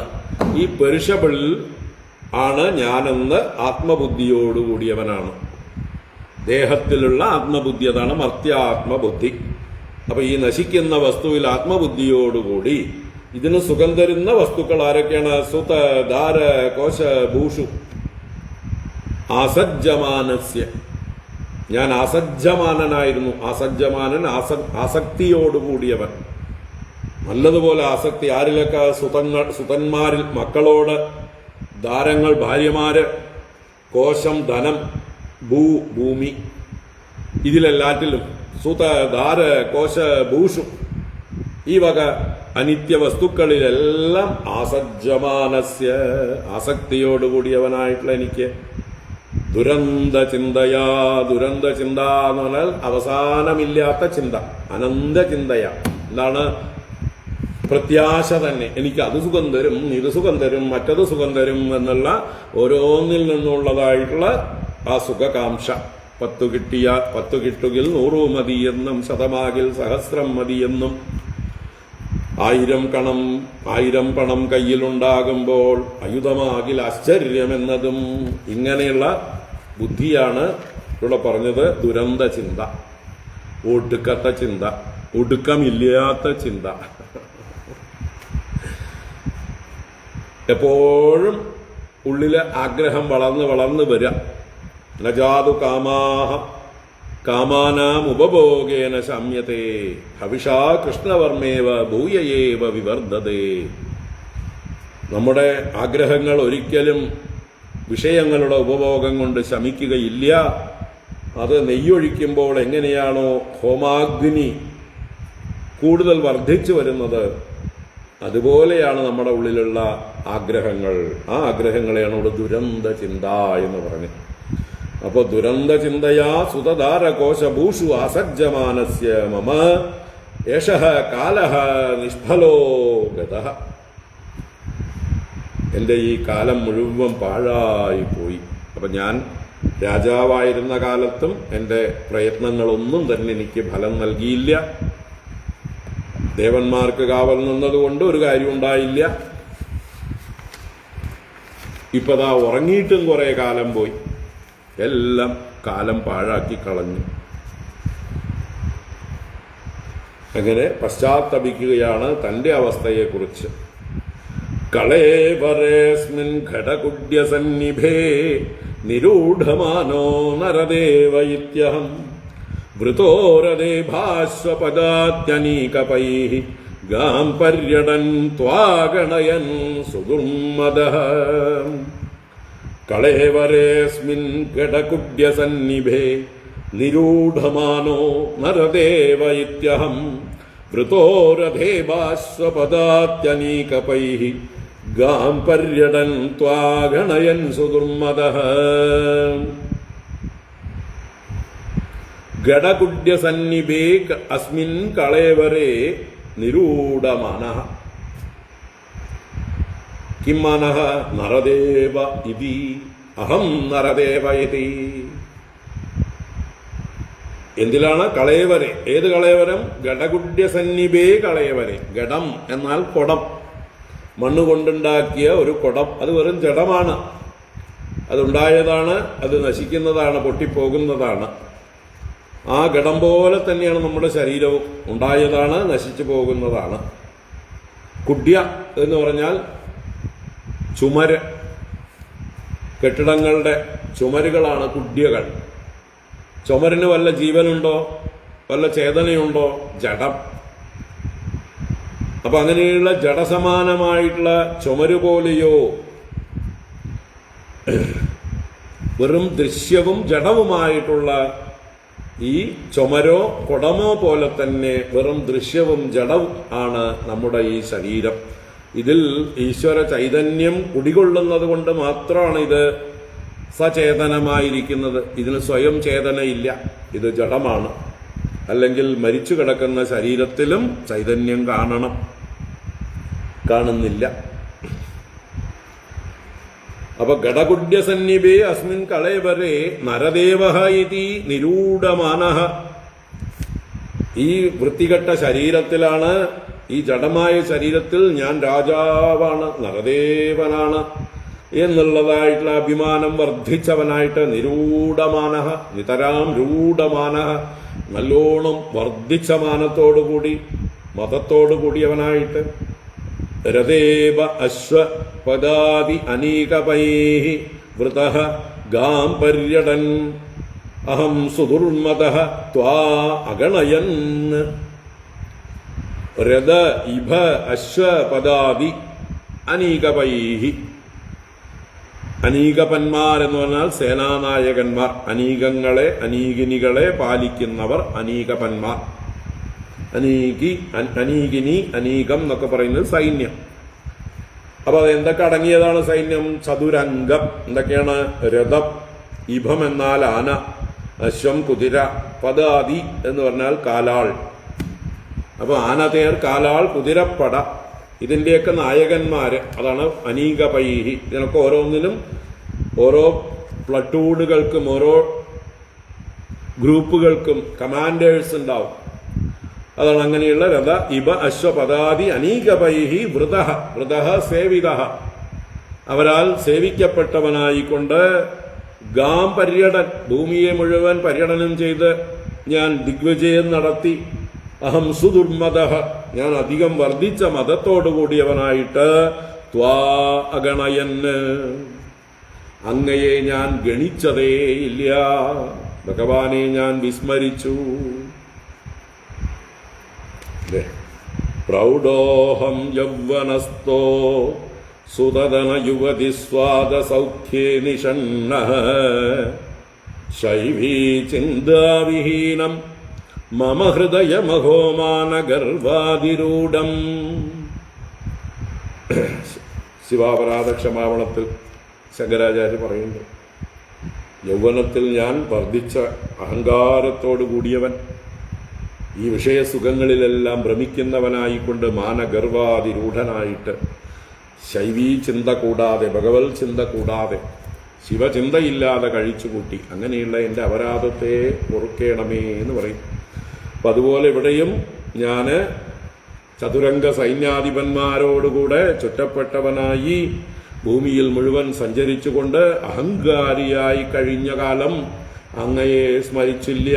ത്വാം അഗണയന്, എന്റെ കാലം പാഴായിപ്പോയി എന്ന് പറഞ്ഞത് അതുകൊണ്ടാണ്. ഭഗവാനെ സ്മരിക്കാത്ത കാലമൊക്കെ ആപത്ത് കാലം തന്നെയാണ്, വെറുതെ പോയ കാലമാണ്. വിപദോ നൈവ വിപദഃ സമ്പദോ നൈവ സമ്പദഃ വിപദ് വിസ്മരണം വിഷ്ണോഃ സമ്പന്നാരായണ സ്മൃതി.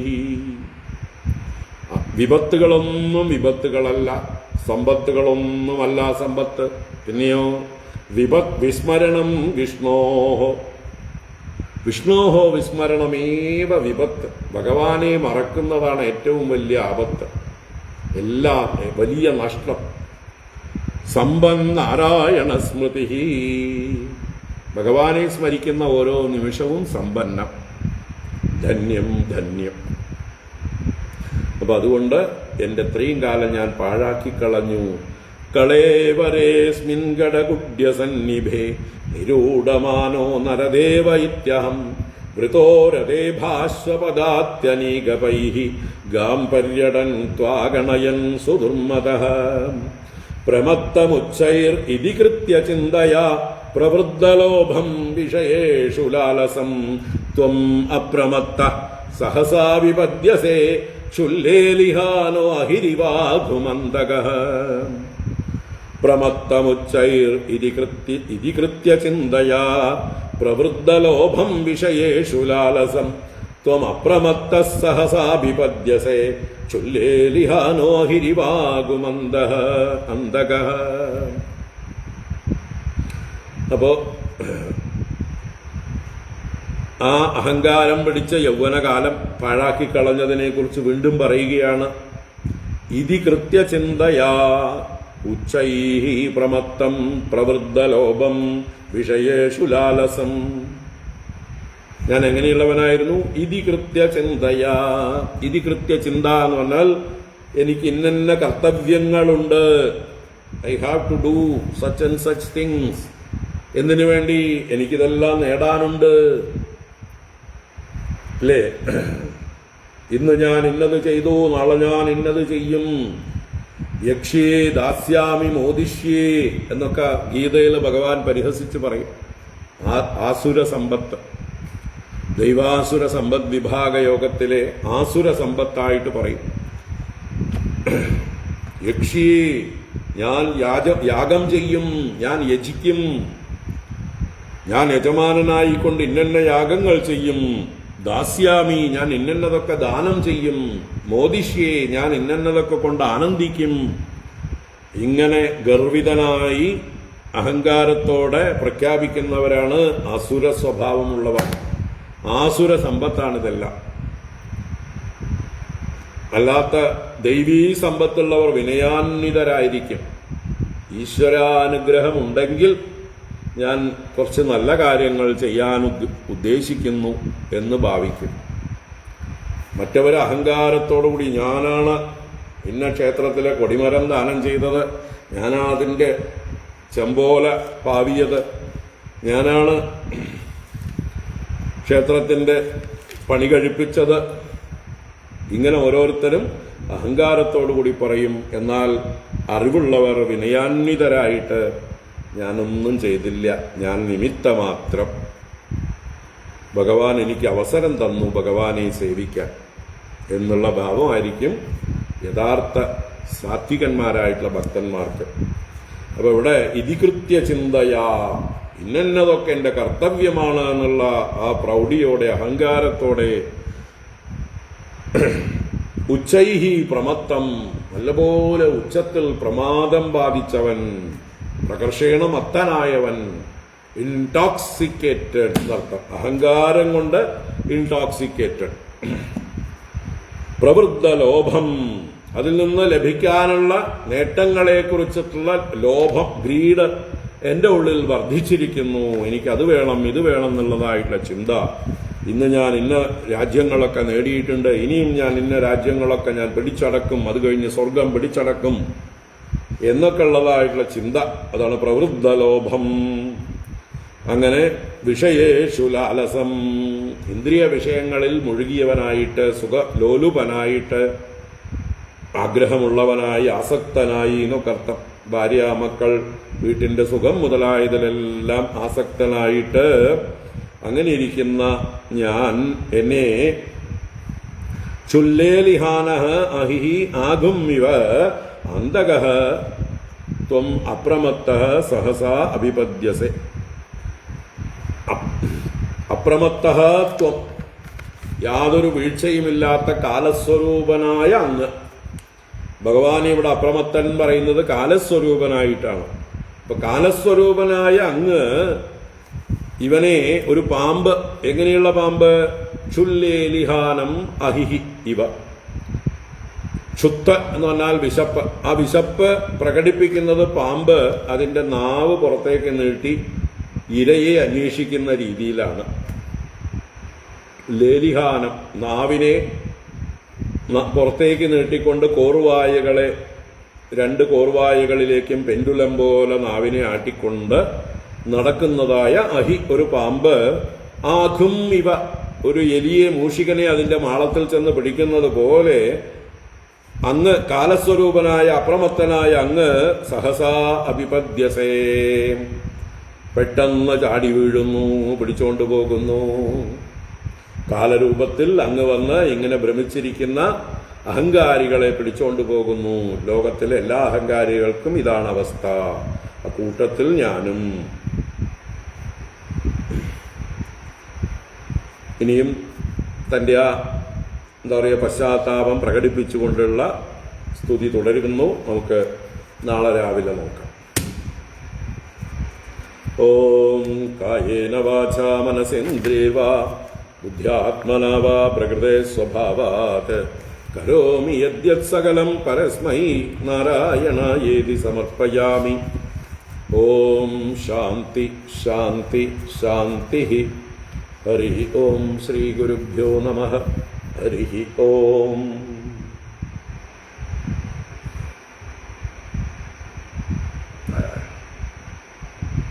നാളെ രാവിലെ കാണാം. ഹരി ഓം. നാളെ വൈകുന്നേരം ഇല്ല, നാളെ രാവിലെ മാത്രമേ ഉള്ളൂ. ഓ